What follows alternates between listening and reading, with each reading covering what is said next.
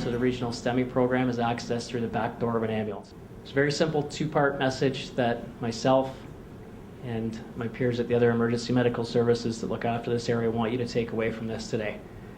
See the symptoms, the heart attack, and make the call. So what are the symptoms of a heart attack? Predominant sign is chest pain, an ache, a tightness, squeezing, a pressure, typically in the middle of the chest behind the breastbone, shortness of breath, sweating, a cool, clammy sensation, profuse sweating quite frequently, feelings of dizziness, vertigo, nausea, vomiting, a sense of impending doom. Many patients experience denial that they're having a heart attack and that they're actually ill. And that's why it's so critically important that family members, co-workers, other people in the community recognize the signs and symptoms of a heart attack, because persons suffering from a heart attack will typically deny that they're ill and will not seek out treatment actively. The pain in the chest frequently radiates to other areas of the body, and to the arms is common, the neck, the jaw, between the shoulder blades. In women, pain often radiates to the lower back or the kidneys.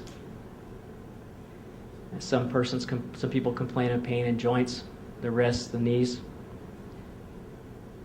And shortness, the symptoms and the discomfort can appear in virtually any areas of the body. So you need to be cognizant of different presentations.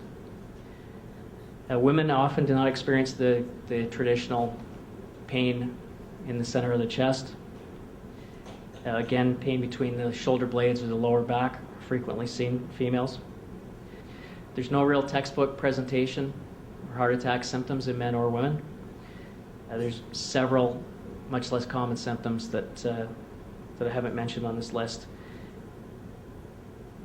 From our perspective as paramedics, we don't expect members of the public to differentiate between a pulled chest muscle and a heart attack. Our message to you is, if it looks like a heart attack, if your gut is telling you it's a heart attack, if something's not right, we want you to place the call to 911 and let the paramedics do the diagnosis and confirm whether it actually is a heart attack or not. If the patient is in fact having a heart attack, the call to 911, and only that call to 911, sets this process in motion. Don't go to the physician's office. Do not drive yourself to hospital. Do not drive a friend, a coworker, a family member to hospital. Do not drive yourself here to Trillium. You need to call 911. While you're waiting for the ambulance to arrive, once you've placed the call, we recommend that you have the patient stop all physical activity, have them sit down, lie down in a comfortable position. Most persons experiencing a heart attack are typically more comfortable sitting up. You can loosen any restrictive clothing. Consider having the patient chew an ASA tablet. It's important that aspirin or ASA is the only medication that is suitable for this. We're not talking about Tylenol, Advil, medications of that nature. But it's very helpful for us if you can have patient's medical history available for us, a list of medications. If you don't have a list of the medications, if you can physically gather them, collect them for the paramedics. The health card is extremely helpful for us. It's not so much that we're worried about insurance, but we can gather a large amount of information off there administratively that it avoids us having to ask questions. That's helpful if you can clear a path to the patient for us, so if there's furniture that can be moved out of the way. Paramedics tell numerous stories about people that are unwell, having heart attacks, and they climb up 3 flights of stairs to go lie down in a bedroom that does not fit a stretcher and is as physically far away from the front door as possible. So access to the patient, particular to the residents, is very helpful for the paramedics. When the medics arrive on scene, they will very quickly start to assess the patient clinically. Within minutes, the ECG monitor will be applied and we'll acquire an ECG, and the paramedic will interpret that.